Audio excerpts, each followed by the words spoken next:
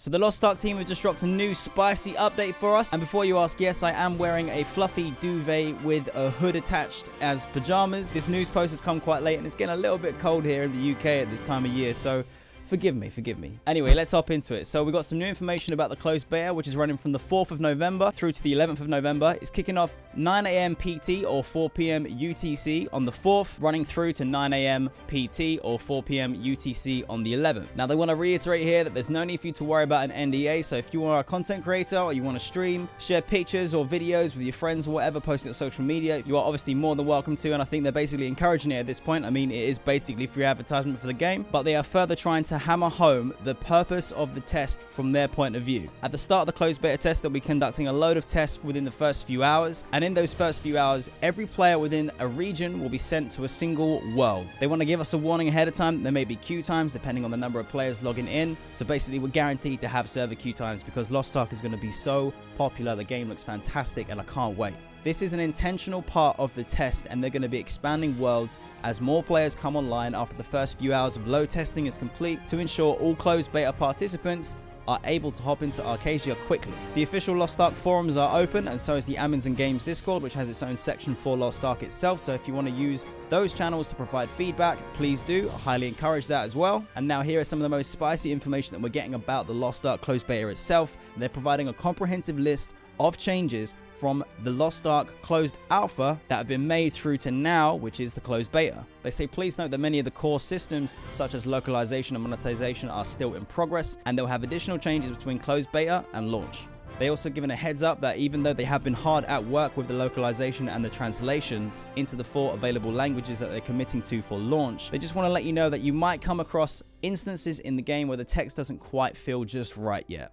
Now, as for this full list of changes here, I have to hold my hands up and say that I am coming from a massive fan of Lost Ark. However, I am still considering myself 110% a massive noob. I haven't jumped with both feet into the deep end of the Russian or Korean clients. So in terms of being able to speak to some of the specific content that is listed here and try and explain some of the weight behind it, I'm not going to be adding any kind of commentary to that, but there are some things that I am aware of that I will go through here. So the unique prologue per class has been replaced with one streamlined prologue, which is basically the brand new introductions that have been introduced in the most recent updates for the Korean client. Adventurers will start at level 10 and progress through the Forgotten Land of Tura after selecting their subclass. On top of a new story, it will teach the basic controls and battle techniques of Lost Ark. So in closed alpha, the level cap was 50 and it's now been pushed up to 55, so you level from 1 to 50 getting new skill points. Once you reach 50 to get to 55, that usually takes you a good slice of time, and it doesn't provide any stat increases or anything like that, but it does provide points for you to further push the limits and powers of your skills. They've increased the expedition level cap from 55, which it was in closed alpha,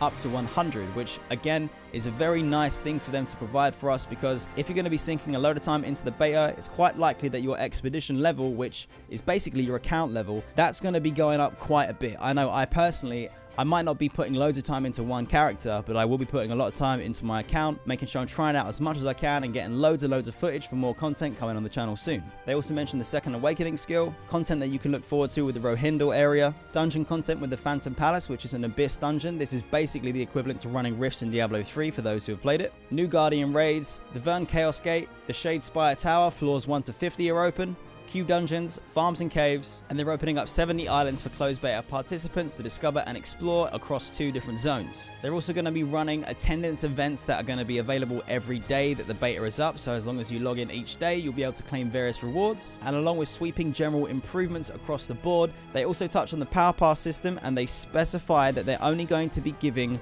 1 Power Pass token per account in-game. Now, the Power Pass token itself is going to come in handy for people who haven't got a lot of time to put into the closed beta test. If you get 1 character up to level 50, you'll be able to use that Power Pass token to then go and boost another character straight away to level 50 to hop into it and give it a try. Now, onto new features, which will be pretty nice. The closed beta is going to include the new Striker class, which was obviously mentioned previously, but still extremely hyped to give that a try. They've added colorblind filters, voiceover language selection, and the text-to-speech accessibility is now live. They've added the Room of Growth, which is a feature that allows you to experience and learn functions that Lost Ark has to offer, such as mounts, pets, crafting, engraving, disassembling, and refining. Procion's Compass has been added, which is a widget that showcases active field bosses, ghost ships, chaos gates, and the current adventure islands through a menu. Custom PvP matches have been added, and so has speculating in these too, so that's going to be pretty interesting to see how that plays out live on Twitch. They also touch a little bit more on the store here, and they go into even further detail with the business model, which we'll have a look at in a moment. But they're saying here that basically they understand that one of the big questions amongst players is monetization, especially considering we have so many different iterations of Lost Ark throughout the world now. People are wondering how the game's going to be monetized, if it's going to be free to play, does that mean it's going to be pay to win? The in-game store features a vast array of cosmetic items for head-to-toe character customization and convenience items such as auto-looting pets, or items that allow you to access your storage whilst you're in the field. Additionally, players will also have access to Mari's secret store, which offers special rotating deals. Lost Ark also features a player-to-player in-game trading post, which is basically the equivalent of an auction house. Now, they say here that Amazon Games have been working with Smilegate RPG to update the business model to more closely align with Western norms and player expectations. Here are some key adjustments. So to ensure all purchases in-game feel optional, it's important to have a path to acquire all items from our in-game store without having to make a purchase.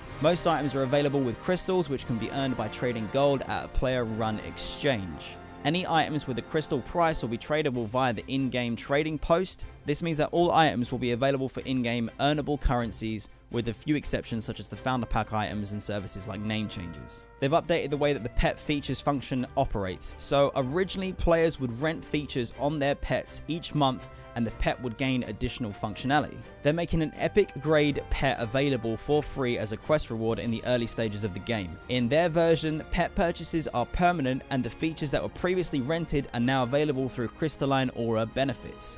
Auto looting remains a default feature for pets, regardless of whether or not you have a crystalline aura active. So the fact they've identified that a Western audience would probably feel a little bit uncomfortable with the idea that you have to rent and then unlock further functionality from a pet, yeah, I definitely think that is a good move to make them permanent unlocks. They've also tuned the timing of Mari's secret store to make products stay in the store for longer periods of time, giving players more time to make a purchase decision. Players will have 72 hours before items rotate out of the Mari's secret store. They've also reconstructed the premium service Crystalline Aura to provide fair and fully operational benefits and avoid potential pay-to-win mechanical advantages. Example of these changes include removing increased movement speed and increased combat XP from Crystalline Aura benefits, and adding in some of the PC Cafe benefits, like half-price ship tickets and free triport trips. So again, it really seems like they're trying their best to tailor the Western release of Lost Ark to the Western audience, and I do feel really confident that they are going the right way about this. They also provide an in-game currency overview, which is important for people who have not even ever laid eyes on Lost Ark. It's quite easy for you to look at silver, gold, crystals, royal crystals, and you might start to feel like you're juggling way too many different forms of currency. Thankfully, they have provided this infographic here, which does clear it up a little bit. You've got silver, which is earned through most of the game's progression activities, such as quest, combat, environments, and chests. And silver is used to acquire common materials, repair gear, move from continent to continent, travel around, use triports, and purchase items from in-game vendors. Then you've got gold, which is earned again by completing certain quests, raids, or exchange for royal crystals, which we'll get onto in a moment, through the in-game currency exchange. Now, gold is used to get consumables, gear, and reforged gear at your end game. Then you've got crystals, which are earned by completing specific quests, achievements, and are acquired with royal crystals in the store, or acquired with gold through the in-game currency exchange. So again, you can take gold that you earn from playing the game and then turn that into crystals. And these crystals are the main currency used to acquire in-game items, including items from Mari's secret store. Then finally, you have royal crystals. Now, these are the only currency purchased with real world money. And these royal crystals are used to buy crystal packages, cosmetics, and other items in-game. They also touch a little bit more on the Founders Pack overview, and basically the only thing you need to know is that you don't have to break the bank so that you can guarantee yourself early access or even guaranteed closed beta access. That all comes with the cheapest version available on Steam or your Amazon store. And lastly, to wrap things up, which regions are the closed beta going to be available in? The closed beta will be available in North America and Europe. Every single one of those on screen is not something I'm going to go through reading out, but if you pause right now, take a look at the list and make sure that you're on there. And in terms of languages, the closed beta will be available in English, French, Spanish, and German, with both text and voiceover available. And again, just to remind you, the closed beta for Lost Ark's Western release will be starting on November the 4th at 9 AM PT, which is 4 PM UTC, and will be running through and ending up on November the 11th at 9 AM PT, which is again 4 PM UTC for the servers in North America and Europe. I seriously cannot wait to get my hands on the Western release of Lost Ark, fully jump into the world of Arcadia, and basically just spend all the time playing every single class so I can figure out exactly what it is that I want to try and main on launch, even though I'm pretty sure Lost Ark is a very, very all-intensive game, but we'll find out anyway. Let me know how you feel about Lost Ark, and if you're excited to jump into the beta starting next week.